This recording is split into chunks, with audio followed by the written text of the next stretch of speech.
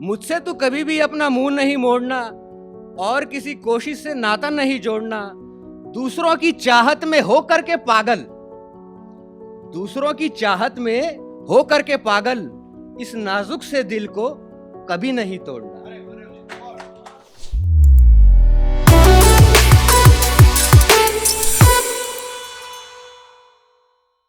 कैसे दोस्तों आप सब लोग, आज की खूबसूरत शाम में आप सभी लोगों का बहुत बहुत स्वागत है। सबसे पहले तो मैं शुक्रिया अदा करना चाहूँगा, हालांकि लफ्ज़ों से ये जो ओपन माइक है और ये जो भी प्लेटफॉर्म इन्होंने डिशो में दिया हुआ है, आप लोगों की शब्दों से शुक्रिया की अदायगी नहीं हो सकती। तो सबसे पहले मैं आप लोगों को शुक्रिया कहना चाहूँगा। मेरी जो कविता है उसका शीर्षक है क्यों होती है ज़िंदगी ख्वाहिशों की मुलाजिम, जिसके अंदर की इंसान को उसकी ख्वाहिशें किस तरीके से बांध के रखती हैं, उसकी ख्वाहिशें उसे क्या जताती हैं और वो अपनी ख्वाहिशों के लिए क्या क्या कर सकता है, उसकी ख्वाहिशों से क्या क्या करवाती। ज़्यादा बड़ी कोई कविता नहीं है। क्या कहा जाता है कि भाई कवि की कविताई और पंडित की पंडिताई अगर लंबी हो जाए तो सब उसे बोलते हैं भाई इसको निपटाना जल्दी, कुछ ले दे करके निपटा ले।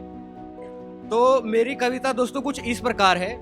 क्यों होती है जिंदगी ख्वाहिशों की मुलाजिम, क्यों होती है जिंदगी ख्वाहिशों की मुलाजिम, कहती है हमको चल पड़ तू हातिम।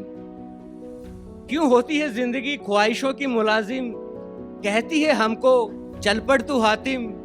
राह में चाहे तुझे ठोकरे ही मिले, राह में चाहे तुझे ठोकरे ही मिले, बन के रह तू मेरा ही खातिम। मुझसे तू कभी भी अपना मुंह नहीं मोड़ना।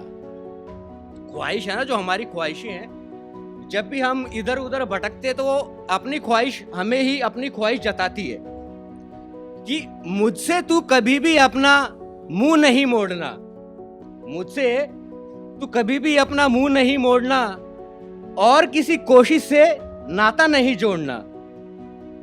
मुझसे तू कभी भी अपना मुंह नहीं मोड़ना और किसी कोशिश से नाता नहीं जोड़ना।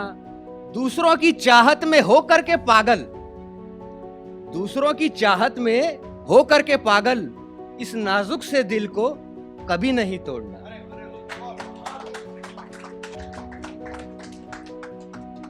मैं जीवन में सिर्फ तेरे लिए बनी हूं। इंसान की ख्वाहिशें उसे बोलती हैं, मैं जीवन में सिर्फ तेरे लिए बनी हूं।